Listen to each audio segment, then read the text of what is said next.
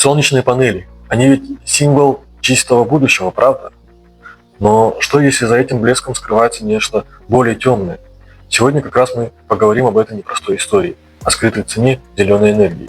Все мы хотим возобновляемой энергии, это же очевидно. Но вот вопрос, насколько чиста эта чистая энергия на самом деле?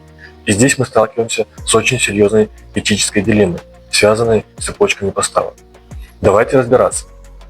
Все дело в одном ключевом компоненте – поликремнии.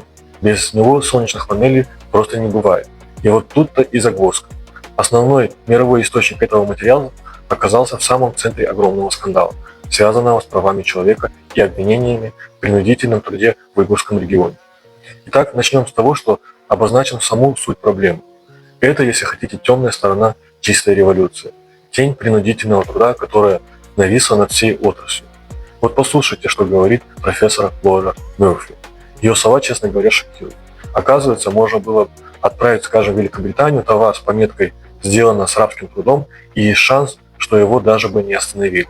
Просто потому, что во многих, казалось бы, развитых странах нет по-настоящему работающих законов против этого. И эта проблема, и она просто существует, она, скажем так, сконцентрирована в одном месте. Посмотрите на эти цифры. 97% ключевых компонентов пластин и ячеек производится в Китае. И это, по сути, монополия. И это делает поиск каких-то альтернатив, скажем, прямо невероятно сложным.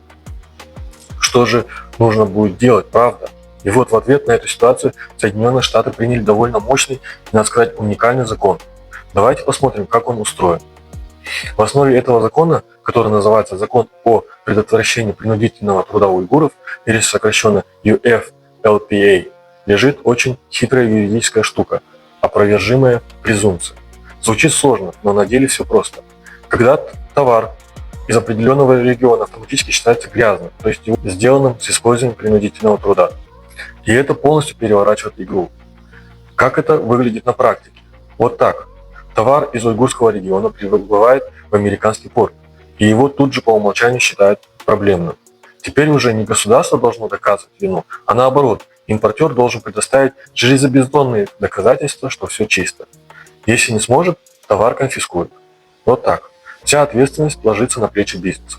Хорошо, закон есть, звучит мощно, но главный это вопрос, он вообще работает? Оказывается, его эффективность можно оценить. Давайте посмотрим на это из 4 разных сторон. И первый, самый базовый вопрос. А такой закон вообще реально исполнить? Ну, то есть не просто написать на бумаге, а заставить работать в реальном мире. И ответ – да, абсолютно. Таможенная служба США очень активно его применяет. Это не просто слова, это видно по реальным таможенным отчетам. Так что идея о том, что это лишь символический жест, но она просто не соответствует действительности. Окей, государство закон исполняет, а бизнес? Компании как-то меняют свое поведение из-за этого? И снова да, мы видим, что компании идут на огромные изменения в своих цепочках поставок. Они буквально создают отдельные производственные линии и прямо заявляют, вот эта продукция, она чистая, специально для рынка США. А вот то, что они молчат о товарах для других стран, это, знаете ли, говорит о многом. Следующий важный момент. Есть ли реальные последствия для нарушителей? Есть ли у этого закона, так сказать, зубы? Платят ли компании по счетам, если их ловят? Да, и еще как платят. Компании, которых попадают в черный список этого закона, сообщают о серьезных финансовых потерях. И это не слухи, это задокументировано в их официальных отчетах для инвесторов.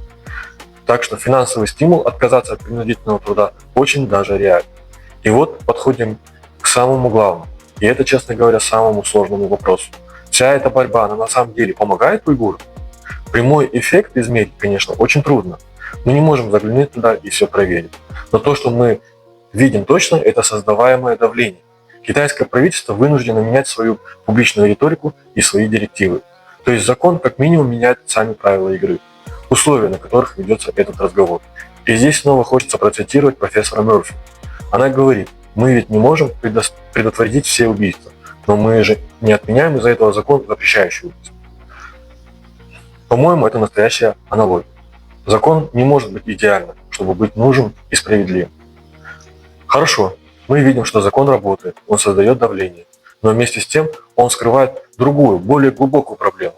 Проблему который остается, когда даже этот закон действует. Это разрыв между прослеживаемостью и прозрачностью. Смотрите, в чем тут суть. У компании есть прослеживаемость. То есть они-то прекрасно знают, с какого завода и с какой партии пришел их поликремний. Они могут отследить всю цепочку. Но вот прозрачности, то есть того, что видит общественность, ее нет. Они эту информацию держат при себе. И в итоге потребители, регуляторы, всем остаемся в неведении. Что ж, если закон более-менее работает, а главная проблема – это недостаток прозрачности, то какие у нас есть варианты? Что делать дальше? И тут мы натыкаемся на еще одно препятствие – аудиты. Казалось бы, вот решение проблемы. Но проблема в том, что многие организации, которые проводят эти проверки, финансируются самими же поставщиками. Получается, они как бы себе выставляют оценки. Но всем понятно, к чему это может привести. То есть более-менее надежные модели, например, ИРМА. Это инициатива по обеспечению ответственности добычи. Что в ней здорово, это то, что она изначально создавалась как многосторонняя. То есть за одним столом сидят все компании, и профсоюзы, и правительство, и экологи. Стандарты они вырабатывают вместе. И вот уже рождается настоящее доверие. И вот тут мы остаемся с таким, знаете, финальным вопросом. Смотрите, эффективные законы есть, модели для честного аудита тоже есть. Так чего же не хватает? Что мешает нам всем вместе на глобальном уровне по-настоящему запустить эту чистую энергетическую революцию?